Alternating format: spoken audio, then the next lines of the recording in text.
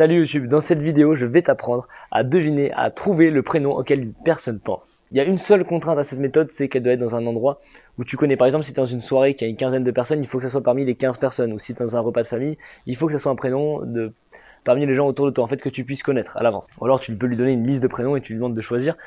Dans tous les cas, il faut que ce soit un prénom que tu connaisses parmi une liste, parce que sinon ça devient vraiment beaucoup plus compliqué. Donc on va commencer. La première chose, ça va être de deviner la première lettre du prénom auquel la personne pense. Pour ça, il y a plusieurs méthodes, et celle que je vais te donner, je la trouve assez pratique, et en plus pour débuter, c'est vraiment sympa de s'entraîner là-dessus. Ça va être très simple, on va utiliser les mouvements des yeux. Alors regarde, je te montre peut-être de plus près. Si je ferme les yeux, on voit totalement le mouvement de mes yeux. Et on va utiliser cette astuce-là pour trouver la première lettre du prénom. Alors comment on fait? Tu vas simplement demander à une personne de fermer les yeux, de penser à un prénom, celui qu'elle veut, ensuite tu lui demandes de penser à la première lettre. Une fois que c'est fait, tu vas lui réciter l'alphabet, donc A, B, C, D, E, etc. Ou alors tu peux le faire à l'envers si t'es un peu plus chaud, Z, Y, X, W, V, U, T, S, R, Q, etc. L'important c'est que tu connaisses ton alphabet. C'est peut-être la plus simple demande que j'ai faite. Une chose à faire, c'est connaître ton alphabet. Donc tu vas lui réciter l'alphabet pendant que la personne ferme les yeux. Donc pour trouver cette lettre, tu vas lui demander de fermer les yeux, de prendre une grande inspiration et d'imaginer vraiment ses pieds sur le sol, d'être ancré sur le sol. Et tu lui demandes aussi, quand tu diras la lettre à laquelle elle pense, de s'imaginer tout à coup décoller, s'envoler très vite dans le ciel comme si elle était accrochée à un jetpack ou à une fusée et elle s'envole très très vite, très très haut dans le ciel. Et quand tu arriveras sur la lettre auquel elle pense, tu verras ses yeux qui vont commencer à se lever, à bouger, et vraiment, pourquoi pas son corps se pencher, s'agiter. Tu vas avoir du mouvement en fait, parce qu'elle va être en train de se visualiser, en train de s'envoler. Donc tu peux y aller doucement, vraiment, tu peux vraiment prendre ton rythme, A, B.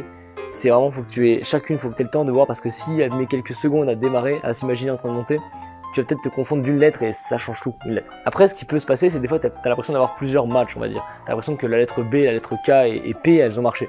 Donc, si tu as plusieurs lettres qui matchent et que tu as par exemple un B et un K et qu'il n'y a personne qui commence par aucun prénom qui commence par K, forcément, ce sera plutôt le B qui aura matché. Et une fois que tu as la première lettre, c'est quand même assez cool. Alors ce que tu pourrais faire ensuite pour avoir les autres lettres du prénom, c'est refaire le même principe, sauf qu'au bout d'un moment tu comprends que si le prénom il a 8 lettres, ça va être très long à chaque fois de redemander, de réciter l'alphabet doucement, etc.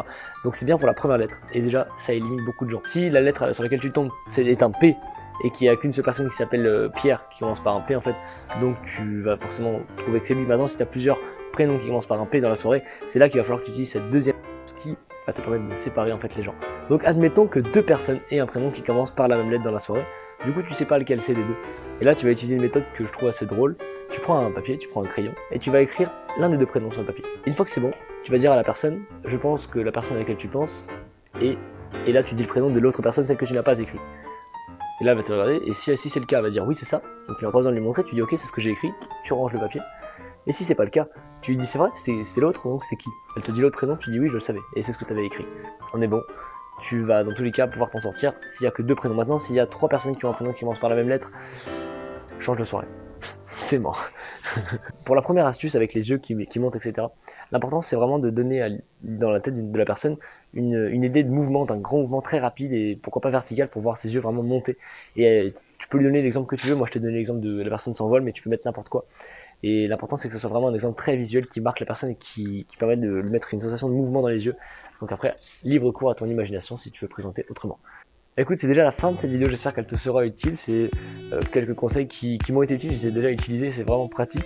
En tout cas pour débuter, c'est vraiment sympa. Tu peux t'entraîner un peu à analyser les gens, à comprendre, etc. C'est vraiment cool. Si ce genre de vidéo te plaît, je t'en mets une autre juste ici, ou là, je sais jamais, qui te permettra de connaître à coup sûr un dessin auquel la personne pense. Sur ce, si tu ne me connais pas, je m'appelle Charlie Edge, je suis mentaliste et je te fais des vidéos autour du mentalisme sur plein de sujets différents. Je te dis à la prochaine. Ciao. Rapide et efficace.